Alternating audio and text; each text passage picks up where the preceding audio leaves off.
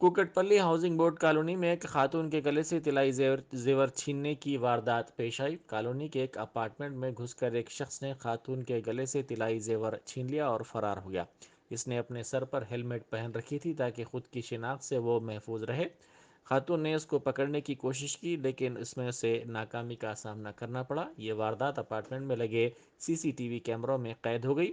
खातून ने पुलिस से इस सिलसिले में शिकायत की, जिसके बाद पुलिस ने मुलजिम की तलाश शुरू कर दी। మేము రోడ్ నెంబర్ 2 కేపీహెచ్బి కాలనీలో ఉంటామండి. సాయిబాబా టెంపుల్ పక్క లైన్లో ఉంటాము. సాయి పవన్ ప్రైడ్ అపార్ట్మెంట్ అండి. రాత్రి 7:30 ప్రాంతంలో నేను షాప్కి వెళ్ళి వెజిటేబుల్స్ తీసుకొని వస్తున్న టైంలో ఒక అతను వెనకాల యాక్టివా మీద వచ్చాడు, బయట యాక్టివా మీద. లోపలికి వస్తూ ఉంటే, ఎందుకు వస్తున్నావు బాబు, నీకేం పని, నీకు ఎందుకు వెతుకుతున్నావు అంటే, సత్యనారాయణ అనే వ్యక్తి కోసం వస్తున్నాను నేను, అతను ఇదే అపార్ట్మెంట్లో ఉంటాడు అని చెప్పాడు. ఇది అపార్ట్మెంట్ మా దగ్గర ఎవరు లేదు, పక్కకు ఉంటుంది మా అపార్ట్మెంట్ అడుగు అని అంటే, లేదు మేడం ఇదే అపార్ట్మెంట్ అన్నాడు. అట్లనే నా వెనకాల వస్తున్నాడు, లేరు వెళ్ళిపో, నువ్వు లోపలికి రావద్దు అని చెప్తూనే ఉన్నాను అతనికి.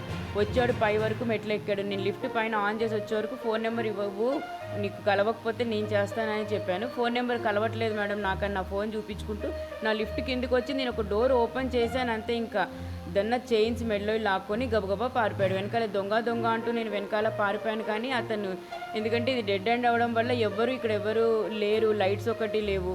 ఈలోపు మా వాళ్ళందరూ కిందికి వచ్చేటప్పటికి అతను బండి స్టార్ట్ చేసుకొని వెళ్ళిపోయాడు.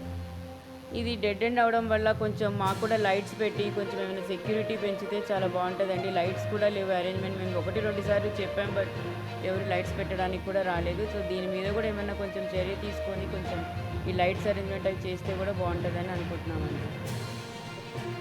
పోలీస్ వాళ్ళు కూడా వచ్చి కొంచెం పెట్రోలింగ్ కూడా చేసి డెడ్ ఎండ్ ఉన్నప్పుడు చేస్తే, ఎందుకంటే చిన్నపిల్లలు కూడా ఉంటాయి. ఈరోజు చిన్న ఇన్సిడెంట్ అంటే ఏమీ పెద్ద హర్ట్ జరగకుండా ప్రమాదం నుండి బతికిపోయాము. ఇంకేమైనా జరిగినా కూడా సో ఇలా కేర్ తీసుకుంటే మంచిదని అనుకుంటున్నాను.